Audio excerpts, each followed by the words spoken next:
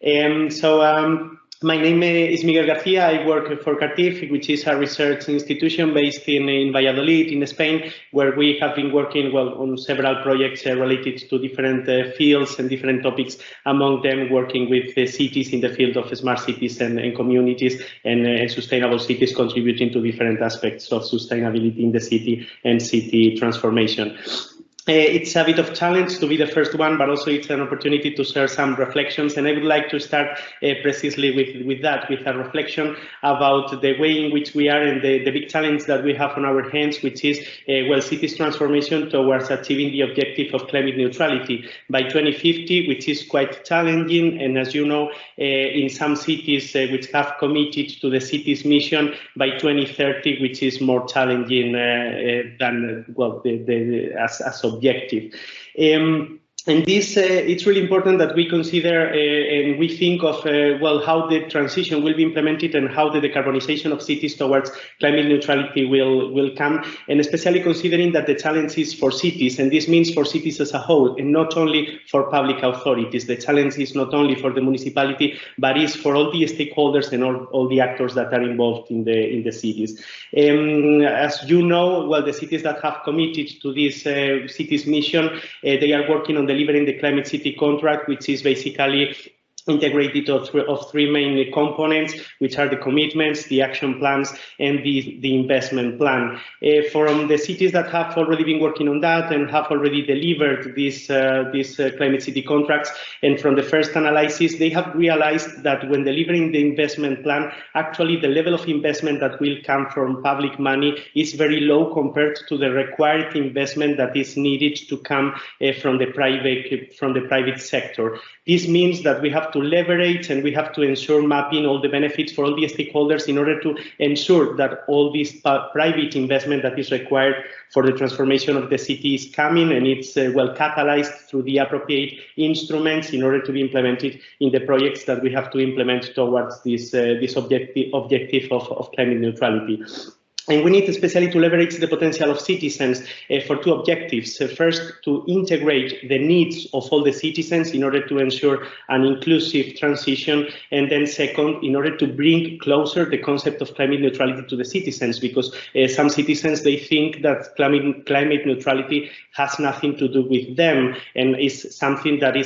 has only something to do with the municipality, and it's a political commitment, and the municipality will take care about this. And this is not the truth, because if we want to deliver climate neutral cities, we all have to be climate neutral citizens, and this is very, very important. So we have to foster and we have to leverage the potential of all the citizens and of all the stakeholders in the cities through mapping the benefits, the direct and the indirect co-benefits related to this objective of climate neutrality, in order to ensure that investments that are available are implemented through these instruments. Because I guess there is a kind of agreement on the fact that the technologies that we need for the climate transition are there, the money is there, and now it's a matter of connecting this money with the technologies and with the projects that are required. And this will only come if we are able to foster and to leverage the demand coming from the citizens. So within this framework, we've been working in several projects, and I'm bringing today 3 examples of different sets of projects in which we have been implementing different sorts of combination of instruments in order to ensure the implementation of these actions. Projects that cover a wide range of different levels of public investment, but also private investment catalyzed through these instruments. The first one is a project that we implemented here in the city of Valladolid, along with the municipality of Valladolid and some local stakeholders, in order to renovate a district of 400 dwellings of privately owned dwellings, which is a challenge in terms of ensuring the engagement and the involvement of all these private owners of these families that live on these dwellings. The district in which we were working is made of 20 buildings, having these 400 dwellings that presented a very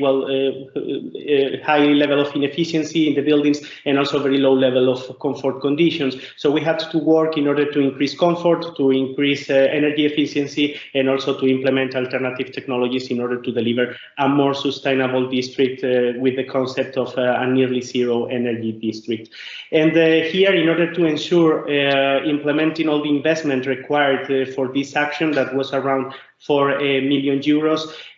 we had to define the way of combining different instruments that were basically the public funds coming from the European Commission, as the project was funded within Horizon 2020, and also a support from the municipality in terms of a specific grant, and then for the 30% that was needed to be investment by the owners, the implementation of two specific instruments that were an energy performance contract with the energy services company, providing the energy services to the district through the district heating network and the different systems that these dwellings have, plus the soft loan in order to ensure covering the part, the remaining part of the investment for the actions. It was very, very important to implement a really strong strategy for engagement, where we realized that the early engagement is really key and it's essential. And this is probably where we at the beginning failed, because we were just engaging with the community of owners representing the main community or the macro community, representing all the buildings, but not with the individual communities and the individual owners of all the dwellings. So at the beginning, the process was quite easy with the macro community, but then we realized that when engaging all the different owners, there were some needs and some issues that we hadn't considered in the project, and this made that we had to start a process of revising the project, of co-designing with them and co-creating the different solutions in a different manner in order to ensure the implementations. Co-creating about the solutions, but also co-creating about the scheme for the investment in order to negotiate the different conditions for the EPC and also for the soft loan. At the end, we were successful and we were able to implement the project with this scheme, and I think it's a very good example that then can be replicated with a reduced dependency on the subsidies, because the EPC and the soft loan are flexible enough in order to integrate different conditions and different aspects in order to accommodate for different projects in conditions. The second example I'm bringing today was also implemented in the framework of Rem Urban, but in this case in the city of Nottingham, which is a very interesting case because it's also a very interesting pilot that now is being replicated throughout the city and also in the country through an initiative in which they have taken this as a great example, and they are replicating this solution in different cities in the UK. Through the Energy Sprung initiative, that is the model that we followed for this implementation. In this implementation, we renovated 7 homes, those that you can see here, plus other 3 homes with a different typology that are connected in a district, were 2 very specific components that made the project successful. The first one was this is social housing, so it's owned by the municipal housing company, and the model that we implemented is totally different from the previous. So the dependency on public funds, in this case as subsidies, is very low, so lower than 10%, and the rest is coming through a scheme of revolving funds through the housing revenue account of this housing company. So they invested on the renovation for these tenants, and they recover the investment through this scheme that they have for this housing revenue account through these revolving funds, where the savings go into this account as a kind of energy performance contract, but instead of having an ESCO, we have the municipal housing company. And the second element that we have here is very, very interesting, and it's also the other component for the success of this project, and it was the way in which this project was tendered and how it was contracted through a contract for performance, where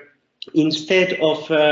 just tendering and setting a kind of orientative price and then deciding in terms of price. The price was fixed by the municipality, by the housing company in this case, and then the tender process was evaluated only in terms of quality and in terms of fulfillment of several conditions, among them a guaranteed energy performance. This provided flexibility to the construction companies offering different solutions because they could define different strategies for the technologies. So the technologies were not set as long as they keep the price within the fixed investment, and as long as they provide this guaranteed performance. This warranty was established in terms of the contract, so this means that if the performance is not fulfilled, they have penalties, and they have to pay to the housing company in form of these penalties. And this provides also the municipal housing company a guarantee of the fact that they will recover the investment because the performance of these houses is guaranteed through this model. So this was I guess the main component that we had here, and but something that we learned is that there is flexibility to go for, and Silvia has already mentioned this, to go for innovative procurement processes, but this needs a big change of mindset in those procuring in order to evaluate following different criteria and not only price. And the third and final example is this one in which we are working now with the city of Zaragoza in Spain, in the framework of a new project which is Neutral Path, in which we are implementing positive and clean energy districts in two cities, the city of Zaragoza and the city of Dresden in Germany. And so far, we have just started, and we are now co-designing the actions and the solutions with the stakeholders, and also co-designing the energy value chain and the map of benefits for the stakeholders. And something that we have learned so far is that, there is no unique business model for positive energy districts, but there is a wide range of options that opens, because we can use those business models that have already been tested in previous projects, but also we can exploit some assets that we can monetize. The first one is flexibility, because these districts, to be positive, they have to be flexible. So we can monetize this flexibility, implementing, for example, advanced energy performance contracting, exploiting this flexibility. And then the second asset is that we have a surplus of energy that has to be managed, and that also can be monetized and included as part of the business model in order to identify how the investments can be recovered through the different mechanisms. And there is a third component beyond that, and it's the opportunity that having districts, those connected with these connections among the buildings, we can exploit the connection among the stakeholders and the citizens through, for example, energy communities.